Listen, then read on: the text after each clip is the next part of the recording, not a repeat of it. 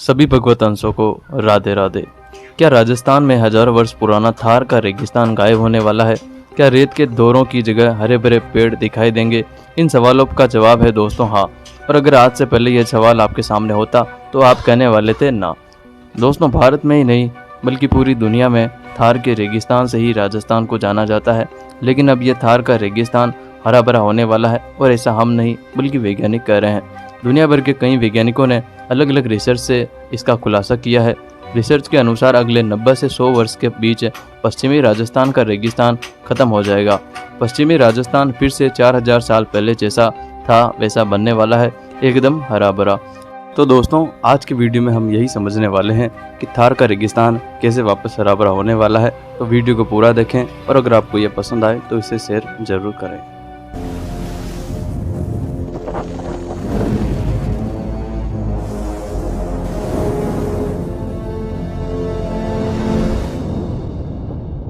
दोस्तों, 22 मई को विश्व जैव विविधता दिवस मनाया जाता है और इसी के मौके पर दिल्ली में राजस्थान के रेगिस्तान की इस बदलती तस्वीर को लेकर एक अंतर्राष्ट्रीय सेमिनार भी भारत और अमेरिका के विभिन्न वैज्ञानिकों शोध संस्थाओं की ओर से हो रहा है।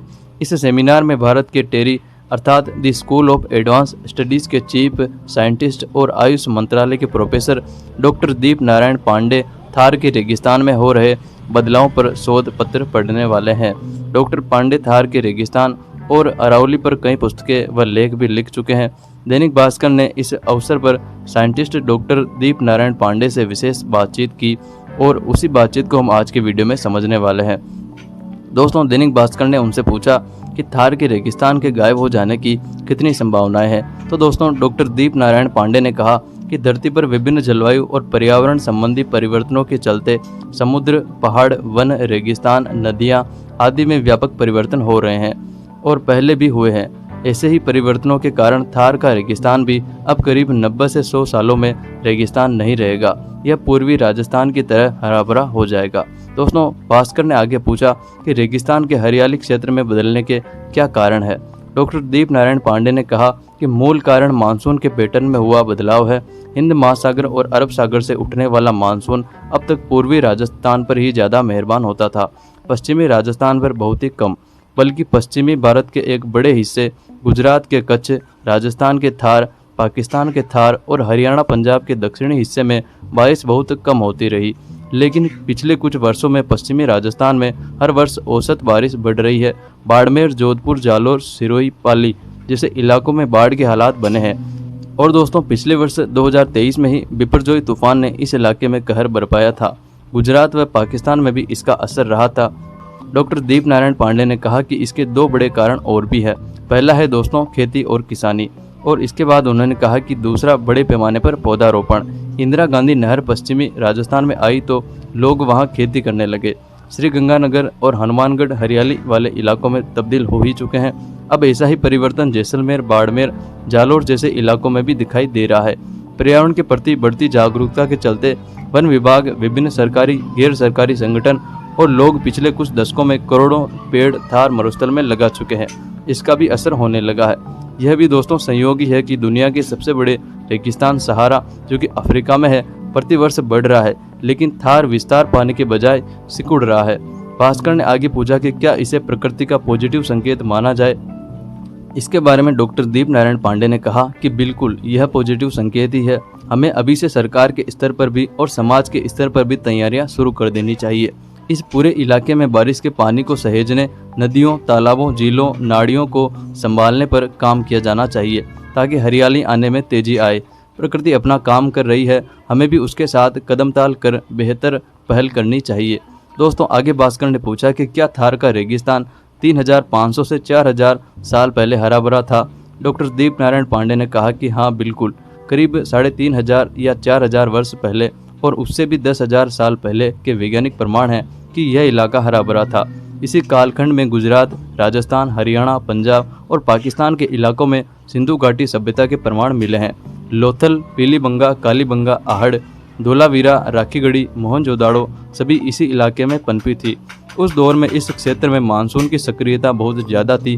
बाद के समय में मानसून पूर्व की तरफ खिसकता चला गया और यह क्षेत्र धीरे धीरे सूखे व रेतीले इलाके में तब्दील हो गया। अब मानसून वापस पश्चिमी क्षेत्र की तरफ ज्यादातर बारिश ला रहा है। दोस्तों आगे भास्कर ने पूछा कि क्या थार के रेगिस्तान की हरियाली बढ़ोतरी इंदिरा गांधी नहर के कारण भी हो रही है। डॉक्टर दीप नारायण पांडे कहते हैं कि हाँ, वह भी एक महत्वपूर्ण कारण है। हालांकि वो मनुष्य निर्मित व्यवस्था है। नहर का पानी आया है तो खेती किसानी जाहिर तौर पर बढ़ी है।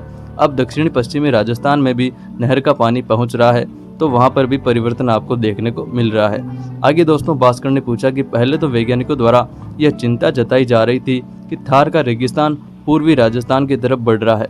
अवैध खनन से अरावली की दीवार ध्वस्त हो रही है। अब यह नया बदलाव कैसे आ रहा है? तो इस पर डॉक्टर दीप नारायण पांडे ने बहुत ही शांति से कहा कि अवैध खनन के अलग नुकसान है। अरावली एक प्राकृतिक दीवार है जो कि रेगिस्तान का प्रसार रोकती है। इसका अर्थ है अरावली ने देश के हरे भरे पहाड़ी इलाकों को रेगिस्तान बनाने से रोका हुआ है। अब मानसून पैटर्न के कारण रेगिस्तान में भी हरियाली हो रही है तो यह अच्छी बात है। अरावली को भी बचाना बहुत जरूरी है। वो प्रकृति का दोस्तों अहम हिस्सा है। दोस्तों एक और बिंदु है जो कि थार रेगिस्तान को अब हरा भरा बनाने में बहुत ही लाभदायक साबित हो रहा है। दोस्तों इसकी जानकारी से पहले आपके लिए एक छोटी सी जानकारी और है कि आपको इस YouTube चैनल पर भगवान कल के अवतार के जन्म से जुड़े हुए रहस्य, साथ ही भविष्य मालिका की भविष्यवाणियाँ जो कि कलयुग में की गई अब तक की सबसे सटीक भविष्यवाणियाँ हैं, उनको भी सबूतों के साथ आपको जानने को मिलेगा। साथ ही अध्यात्म की जानकारी जो कि कलयुग को आपसे दूर करने के लिए बनाई गई है और इस प्रकार की कई जानकारियाँ आपको इस चैनल पर मिल जाएंगी। तो अगर आप उनको देखना चाहें तो एक बार देख सकते हैं। और दोस्तों अब जानते हैं थार के रेगिस्तान से जुड़े हुए कुछ और बिंदु। ग्लोबल वार्मिंग बढ़ने से हिंद महासागर लगातार गर्म हो रहा है। इस स्थिति को वैज्ञानिकों ने इंडियन ओशियन वार्म पूल अर्थात IOWP नाम दिया है। इसी वार्म पूल के कारण हिंद महासागर के एक हिस्से अरब सागर से उठने वाला मानसून पश्चिमी क्षेत्रों की तरफ ज़्यादा बढ़ रहा है। इसके चलते राजस्थान और गुजरात देश के दो ऐसे राज्य हैं जहां पिछले दशकों में सामान्य से ज़्यादा बरसात हुई है। इन्हीं दोनों राज्यों में थार का रेगिस्तान फैला हुआ है। देश में गुजरात और राजस्थान में सामान्य से 80% ज़्यादा बारिश हुई है। इन दो राज्यों के बाद हिमाचल प्रदेश और तेलंगाना का नंबर आता है जहां पर क्रमशः 63 और 62% ज़्यादा बारिश हुई है। अब दोस्तों ये जानते हैं कि क्या और कैसे बदलाव हो रहे हैं राजस्थान की जलवायु में। इंडिया मेटीरियोलॉजिकल डिपार्टमेंट अर्थात IMD मौसम विभाग ने एक रिपोर्ट पेश की। उसके अनुसार साल 1961 से 2010 और 1971 से 2020 के बीच अलग अलग 50 सालों में राज्यों में बरसात के आंकड़े बदले हैं। जिन राज्यों में बरसात का ट्रेंड सबसे ज़्यादा और सबसे तेज़ी से बदला है उनमें दोस्तों राजस्थान भी शामिल है। बाड़मेर, जैसलमेर, नागौर, पाली, जालोर, सिरोही, जोधपुर जैसे इलाकों में अब पिछले 2 दशक में अनार, अमरूद, सीताफल, अंगूर जैसे फलों, मेथी, जीरा, मिर्ची जैसे मसालों के साथ साथ सब्जियों में पालक, गेहूं, गोभी, मटर, आलू, टमाटर, मिर्ची, बैंगन आदि की खेती भी काफ़ी बढ़ चुकी है।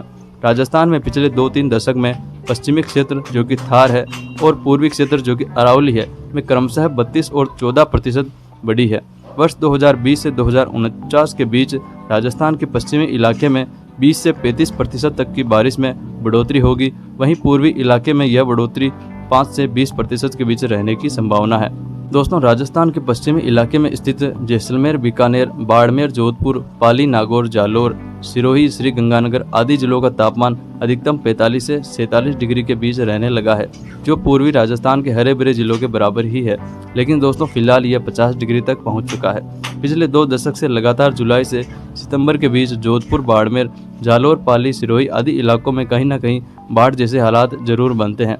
1961 से 2010 के बीच 50 साल में राजस्थान में औसत बरसात 414 mm हुई थी।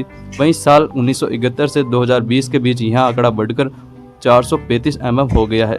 जिन जिलों में सबसे कम बारिश होती थी वहां अब सबसे ज़्यादा बारिश होने लगी है। पिछले 1 दशक में पश्चिमी राजस्थान में ज़्यादा पानी बरसा है दोस्तों।